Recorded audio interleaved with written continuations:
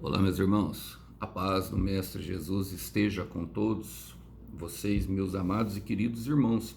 E que Deus abençoe poderosamente, concedendo a cada um de nós força, coragem para vencer, ânimo e principalmente muita fé na caminhada.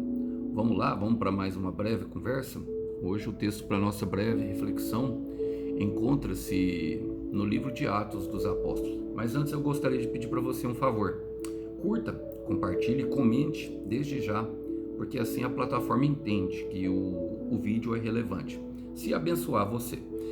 Vamos lá, livro de Atos dos Apóstolos, capítulo 3, quero ler com vocês a partir do verso 17, que diz assim: Irmãos, sei que vocês e seus líderes agiram por ignorância, mas Deus assim cumpriu o que todos os profetas haviam preditos acerca de Cristo, que era necessário que ele sofrer essas coisas.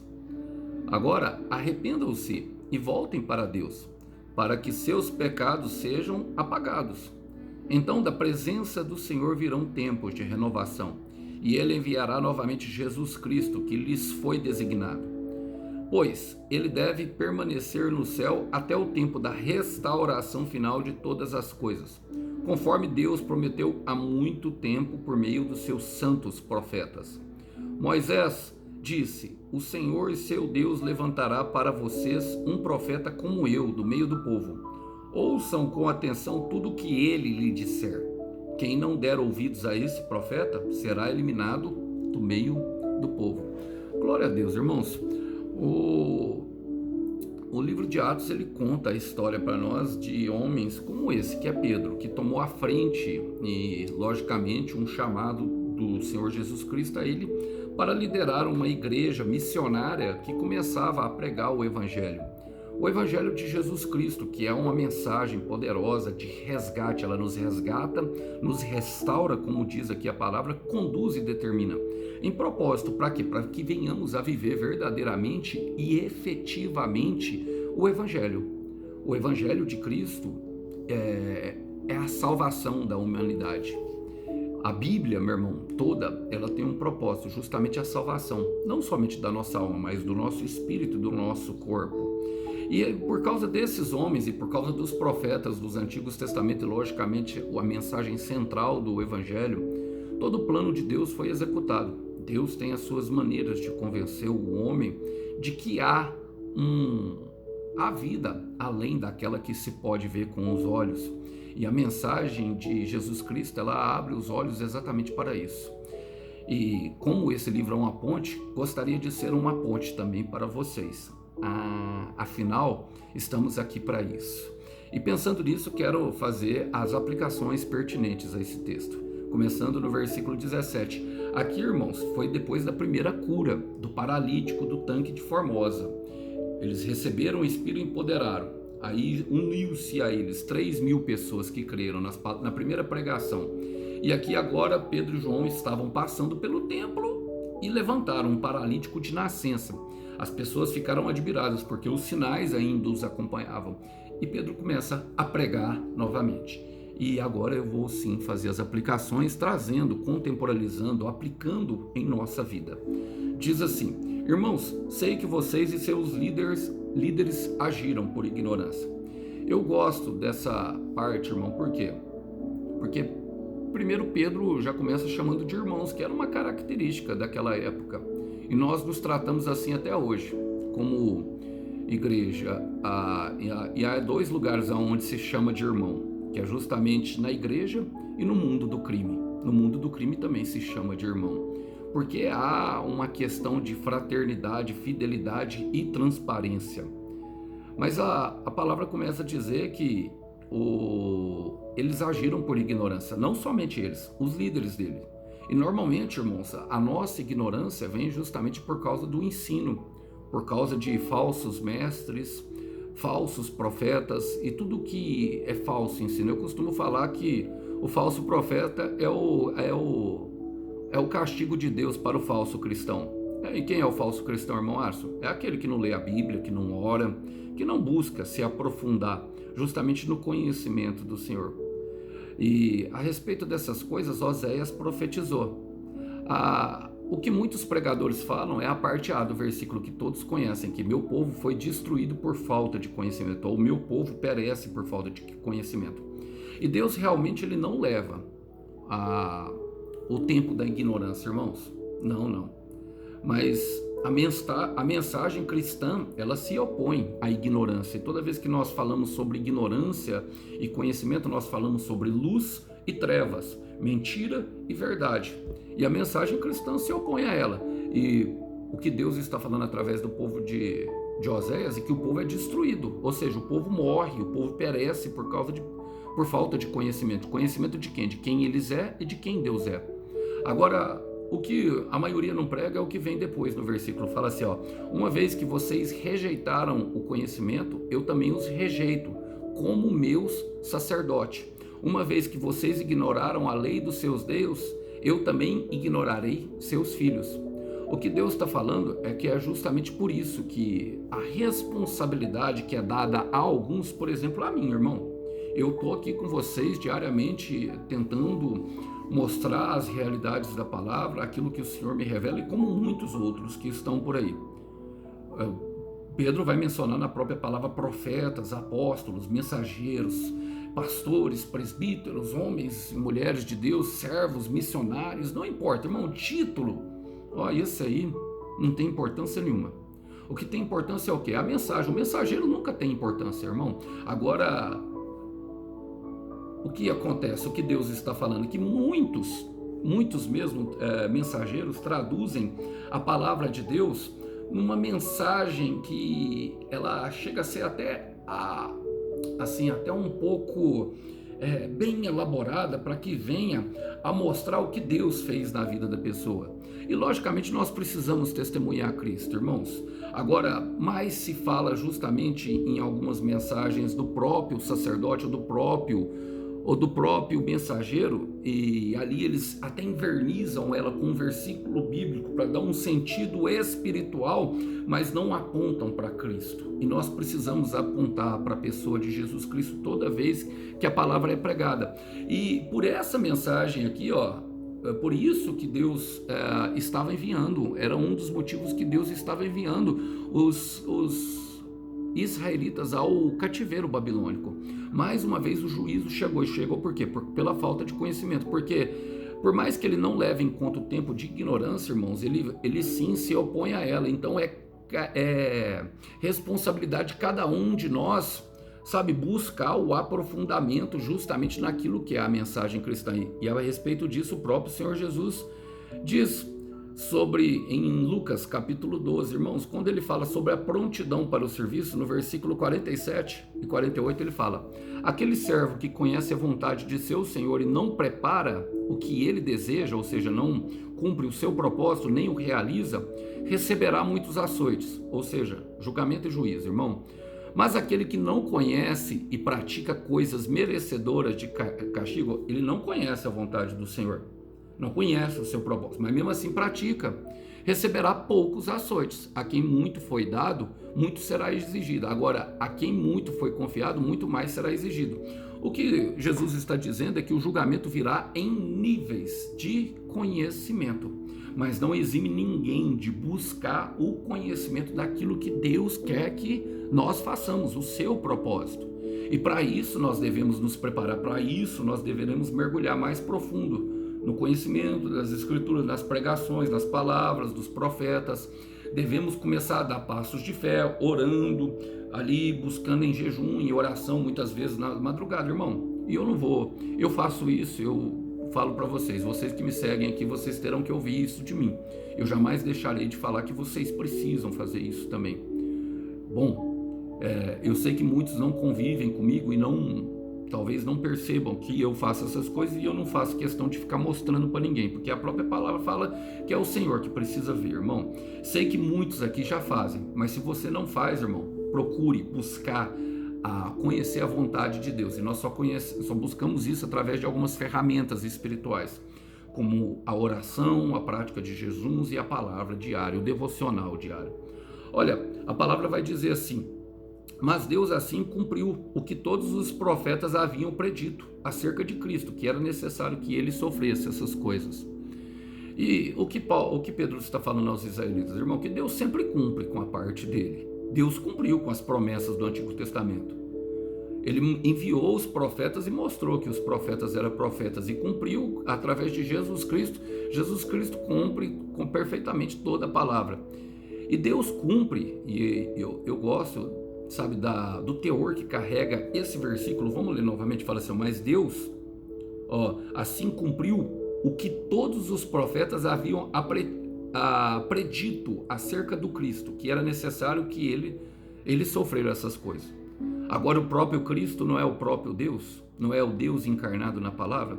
Então Deus cumpre a sua parte, meu irmão, mesmo que para isso ele precisa sofrer, mesmo que para isso ele sofra.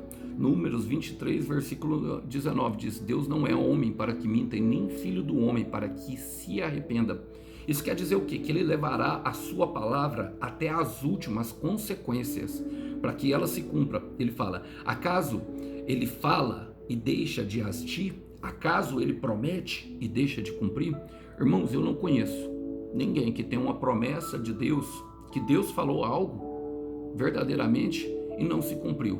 Eu sei que existem passagens na palavra a qual Deus se arrependeu, mas foi por causa da pessoa. Agora a parte dele sempre está lá. E nós já temos, por exemplo, toda a provisão necessária para que nós venhamos a viver as promessas de Cristo, irmão.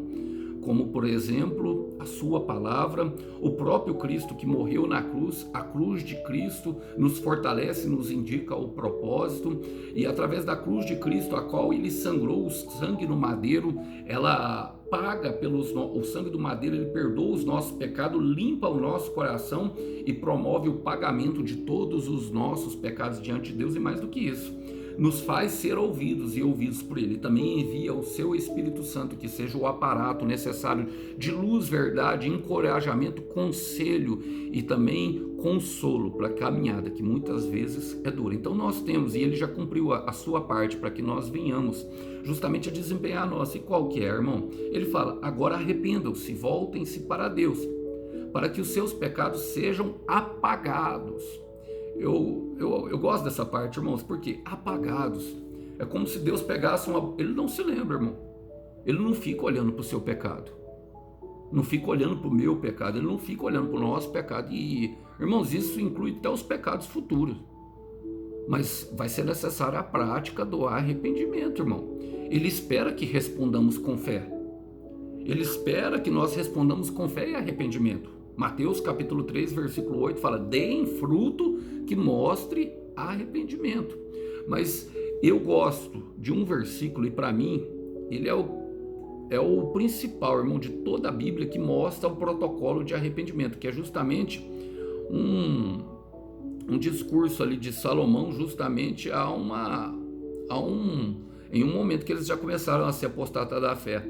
Ele fala em 2 Crônicas, capítulo 7, versículo 14, ele fala: se meu povo, que se chama pelo meu nome, ou seja, muitos se intitulam cristãos, irmãos, muitos se intitulam que creem em Jesus Cristo. Ele fala: se humilhar e orar, buscar a minha face e se afastar dos seus mau caminho, do céu eu os ouvirei e perdoarei o seu pecado e curarei a sua terra. O que Deus está falando, irmão? Que há ações, não adianta somente eu me humilhar e orar, se eu não buscar a face do Senhor, se eu não adorar em verdade, se eu não afastar dos meus caminhos. Por quê, irmão? Porque precisa completar. E muitas pessoas muitas vezes padecem em algum ponto dessa questão. Por exemplo, a humilhação. O que ela fala, irmão? A humilhação fala da exposição das nossas fraquezas, muitas vezes para Deus e para os outros. Por exemplo, precisamos pedir perdão para as pessoas, falar: eu errei com você, eu fraquejei, eu tive um problema emocional e eu não consegui me controlar, então você me perdoa, e o pecado precisa dar nome. Agora, essa parte da humilhação muitos não querem. Por quê? Porque ela expõe a parte fraca, e justamente a nossa sociedade, o pensamento dessa sociedade é que nós precisamos ser fortes o tempo inteiro, mas para Deus nós precisamos nos humilhar. Orar, irmão, precisamos ter um diálogo com Deus. Não dá para viver e falar que é cristão. Você acredita num cristão que não ora, que não fala com Deus, que não tem revelação do céu? Não chegou nem a ser cristão, irmão. No máximo que ele é um convencido e não um convertido. Não se converteu.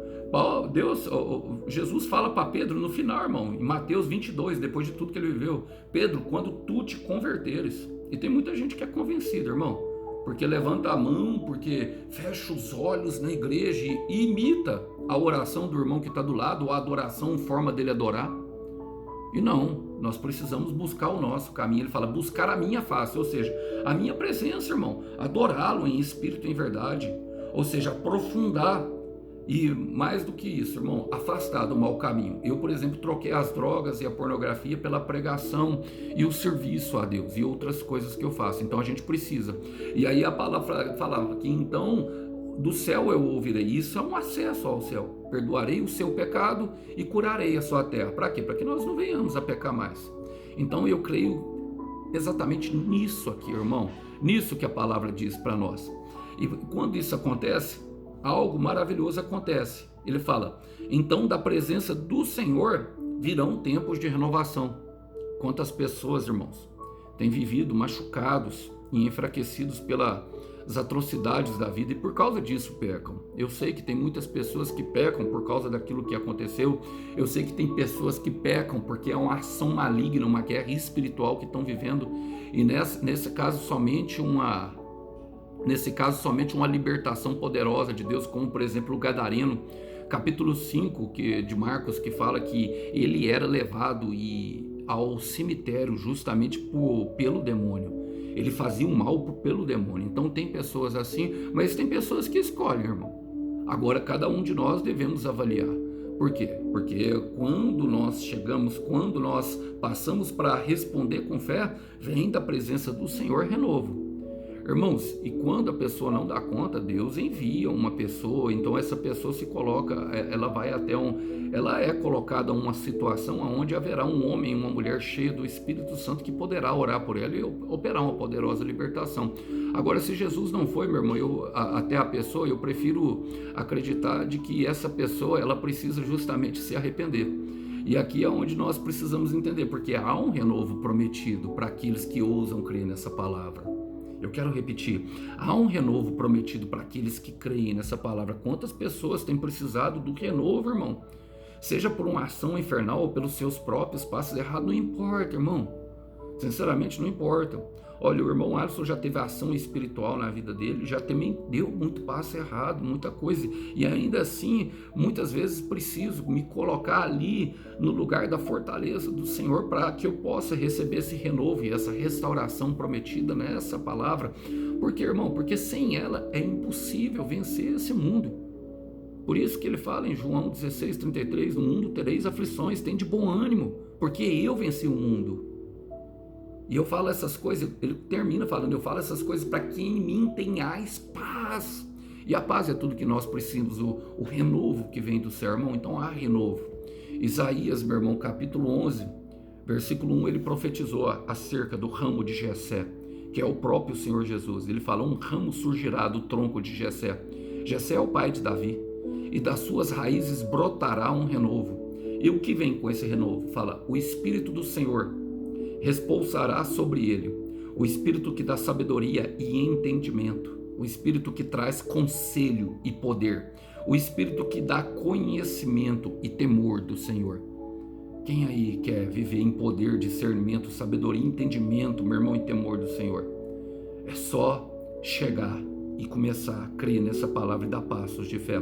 A palavra diz também algo, irmão, que muitos poucos pregam, fala assim, ele enviará novamente o Cristo que lhes foi designado. Ele vem. Tic-tac, tic-tac, tic-tac, tic-tac. Ele vem, irmão. Nós poderemos ver o Mestre com os nossos próprios olhos. Eu acredito, irmãos, eu particularmente por aquilo que as Escrituras me apontam, em algumas características da volta do Senhor Jesus Cristo. A principal que as Escrituras retratam, que é justamente que Pedro vai falar ali na frente, a restauração de todas as coisas, mas eu acredito também em voltas pontuais do Senhor Jesus Cristo, para vir cumprir promessas e estabelecer juízos, e isso fala, e aí vai para a terceira parte, que é justamente falar de forma particular para pessoas, ou também pode ser a uma comunidade, uma nação. E nesse momento nós podemos ver o Mestre com nossos próprios olhos. Talvez não em carne, irmão, talvez em forma espiritual, talvez no cumprimento de uma promessa, ou talvez em um juízo eminente que corrige os nossos passos, mas nós poderemos ver o nosso Mestre. E isso, o que Pedro está dizendo, é que nós precisamos vigiar, nós precisamos ter atenção, ninguém sabe quando ele vem. A palavra fala que vai ser de forma repentina, irmão. Então nós precisamos estar atentos. Então isso é uma prática de um dia, irmão, essas questões de arrependimento. Não, isso vai ser para sempre, enquanto nós estivermos aqui. Tem irmão que pensa, irmão, que arrependeu uma vez não precisa arrepender nunca mais. Se humilhou uma vez não precisa se humilhar nunca mais. Orou uma vez não precisa orar nunca mais. Buscou a face de Deus, já está salvo. Tem gente que é assim. Você acredita? Não, mas a vigilância e a atenção fala justamente disso. E a respeito dessas coisas, o próprio Senhor Jesus contou uma parábola aos discípulos que, em Mateus capítulo 24, do versículo 42 ao 44, diz o seguinte: portanto, vigiem, porque vocês não sabem em que dia virá o seu Senhor.